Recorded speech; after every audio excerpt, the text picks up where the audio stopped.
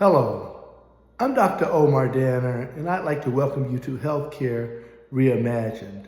Today, I want to talk to you about modern healthcare. In 2014, the Organization of Economic Cooperation and Development completed a survey of the top 11 industrialized countries in the world and ultimately developed something called the Commonwealth Fund Report. And in that report and in that survey or analysis, they analyzed the healthcare systems of the top 11 industrialized nations, including countries such as the United States, United Kingdom, France, Canada, Sweden, the Netherlands, Australia, and the like, including Germany. And what they found was that although the United States spent the most money per capita, per individual on healthcare, or what we call medical care, they actually ranked last in several key quality metrics, including healthcare equity, efficiency, quality, access to care, and outcomes.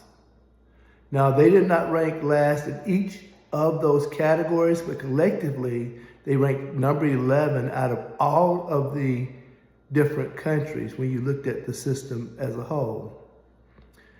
As someone who's been through some of the finest education and training in America at some of the top institutions, this has always pondered me and caused me to do a deeper dive and analysis that I wanted to share. What makes the care and outcomes in America different? Well, it goes back to the origin and evolution of American healthcare. And as we departed over 100 plus years ago from what many would call a holistic healthcare system to one that focused more on evidence-based medicine to treat sickness and disease, we actually have focused on one half of the equation. The issue now becomes, is modern healthcare, or is it medical care? And do we have a problem in America with our healthcare system because we have some of the most advanced technology, access to some of the most scientifically proven and best medications, and some of the most highly educated and trained physicians on the planet? Or is it an issue of personal care?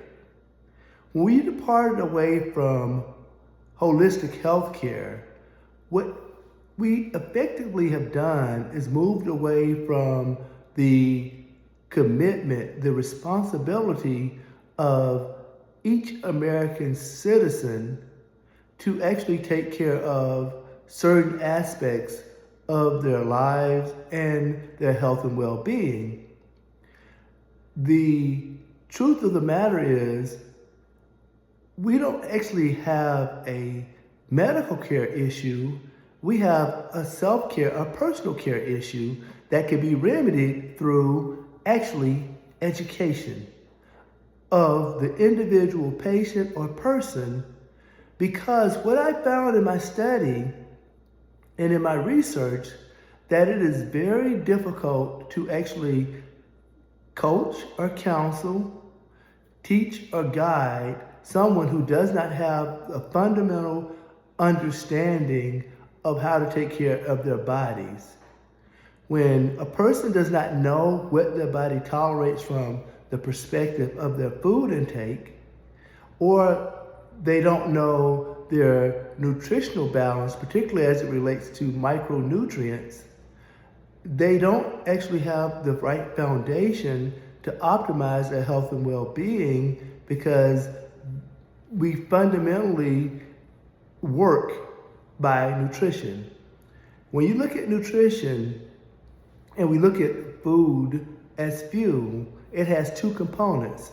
That is the fuel that we use, which are mostly carbohydrates, fats, and proteins, and then there are micronutrients. The micronutrients, in fact, include more than just vitamins and minerals.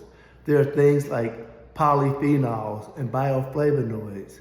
There are things like carotenoids, beta-carotene, lycopene, lutein, and there are other things like omega-3 fatty acids. There are other nutrients such as resveratrol, quercetin, coenzyme Q, among others, including things like anthocyanidins like melvinidin and delphinidin, that are actually important for the overall body's function. Because we have focused more so on treating people with synthetic, pharmaceutically created medications, we have missed the mark as far as it relates to our own personal responsibility as it relates to taking care of our bodies.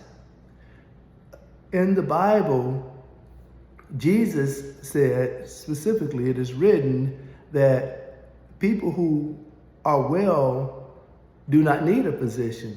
It's people that are sick. So when people are coming to the doctor, they're usually coming for some medical or some other disease-related process that requires that kind of attention. So whether a person needs an operation or radiation therapy, where they need a medication or catheterization or hospitalization, those are things that are provided by the medical care industry. But when you look at health and wellness, the take-home message is that you need to have diagnostic tests that show you what your body actually tolerates and what it does not tolerate, because food intolerances actually is what triggers inflammation locally as well as systemically, and it also causes the decreased absorption of nutrition in your gut. Therefore, over time, your body becomes depleted of important key nutrients and it becomes dysfunctional. Cellular dysfunction leads to tissue dysfunction and organ dysfunction. When we have organ dysfunction or systemic dysfunction, we call this disease or disorders. So understand that when your body is not functioning optimally, it's because there's something either missing in it. So when you look at the causes of disease, you have either something triggering it, such as inflammation and oxidative stress, or you have something that's facilitating it. And this could be something like a lack of antioxidants, an imbalance of certain nutrients that may trigger the cells to function a certain way, or like, say, DNA repair, or it could be a lack of, say, anti-inflammation, like omega-3 fatty acids, for instance. But the key take-home message is that there are many things that an individual can and should be doing outside of the doctor's office, between medical visits, between operations and chemotherapy and radiation, because cancers actually, they use up nutrients, as well as when people are undergoing chemotherapy or radiation, this increased stress of the body causes the body to also become depleted of key nutrients. Medications are for modulation and to help keep people stable while they're going through their disease manifestation and treatment. But in order to really improve your overall health and well-being, to achieve better health and wellness, you have to actually not only consume the right balance and compilation of nutrients, you actually have to it's not just what you consume, it's what your body absorbs and what it utilizes. So you have to put the right thing in, And it says in the Bible, in Galatians 6:7, so as you sow, so shall you reap. So we sow the right things to our body, we're going to get the right outcomes. And if we sow the wrong thing in to our bodies, we're going to get the wrong or undesirable outcomes. In the world of computers and technology, the old adage is garbage in, garbage out. So we have to be careful of what we put in our bodies, not only from the standpoint of nutritional balance, but the old traditional nutritional principles, dietary principles of eating foods in balance, eating fruits and vegetables and different colored fruits, getting adequate fiber, and getting other things like adequate rest and adequate hydration and adequate amounts of exercise are all important. But just realize these are some difficult and challenging times. And we understand that you're under a lot of what we would call stress. But the thing that we call stress is actually our response to stressors. Stress is your response to a stimuli or a stressor. It could be multiple, it could be singular. But your response can be good, we call that eustress, and it could be bad. It's called distress. But the key point is that it's up to you how you choose to respond. No matter what state we're in, what we're called to do is to learn to be content, because guess what? God has your back. The United States was built on a simple premise: in God we trust. We trusted him then, we trust him now, and we're going to have to trust him as we move into the future. So for you who believe that there is, God in heaven, then I just challenge you to just keep your faith, believe everything's going to be okay, and in God's timing, do your part. You have a responsibility to take care of your body, your temple, and what we do as medical providers is provide you with the additional insight, intentional guidance to help you manage and navigate these difficult situations. But in the end, it requires your participation. So as we relook at or reimagine our healthcare system, it has to be inclusive of you as a patient participating and doing your part to take the best care of your body. It's more than just being compliant with medication. It's adherence to adequate and proper nutritional supplementation. There are wonderful products out there through companies like New Skin and Pharmanex, and products like complete multivitamins and supplements such as LifePak Nano and other high quality micronutrient profiles or supplements such as G3, which is like from the GAC fruit, and other things like high dose vitamin D. But one take home is you can't out supplement a bad diet. Understand what your body tolerates. And also, you need to get trained on things like how to read a food label, knowing nutrients. You got to understand the nutrients and their roles in the body. You have to also understand how to shop smart and how to modify recipes through substitutions, and also how to manage stress without using food or other harmful substances to do it. But in the end, it says in Hosea 4:6 in the Bible, in the Old Testament, that our people are being destroyed for a lack of knowledge. And the question is, what knowledge are we lacking? It's a knowledge of how to take care of ourselves, a knowledge of nutrition, and understand that there's more than a physical component. There's a physiological or functional component, and the functional aspects of the body, your energy, thought, cognition, sight, movement, even your heartbeat, these are physiologic functions. And physiology means functional. When you have functional abnormalities, just realize that this is due to the biochemical and not the structural in most situations. And the biochemistry of the blood is actually the nutrients in the blood. The micronutrients are non-energy containing nutrients. Macronutrients are fuel containing nutrients such as carbohydrates, fats, and proteins.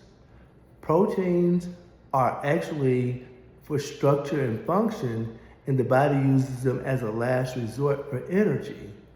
But when you put the wrong type of protein, a protein that your body does not tolerate in the form of an allergy or a sensitivity, that by definition is called a biotoxin.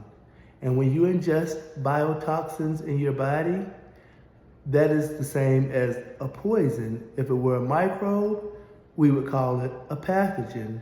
If it were a non-microbial biological food source protein, we would call that actually a poison. So we have to understand what our body tolerates and start to eat a healthy diet according to what our body tolerates, because there's no such thing as a healthy diet. If your body doesn't tolerate blueberries or pineapples, if it doesn't tolerate spinach or broccoli, fish, tuna, or even egg whites or milk or gluten, those foods are not healthy for you. And so you have to learn what your unique body actually tolerates and build your diet around that if your goal is to practice proactive wellness. We need to start moving away from reactive medicine to becoming proactive about our health optimization and wellness if we want to achieve better health and wellness, because the cost of medication is going to get to a point where it may be cost prohibitive for some. So the best thing to do is to realize that healthy people don't require medications, operations, radiations, or hospitalization, and this is your best protection in this challenging time and situation. So again, I want to just thank you for joining us. Thank you for listening, and I want you to have a wonderful day. This is Dr. Omar Danner, and welcome again, or thank you for joining us in Healthcare Reimagined. Have a wonderful day. Bye-bye.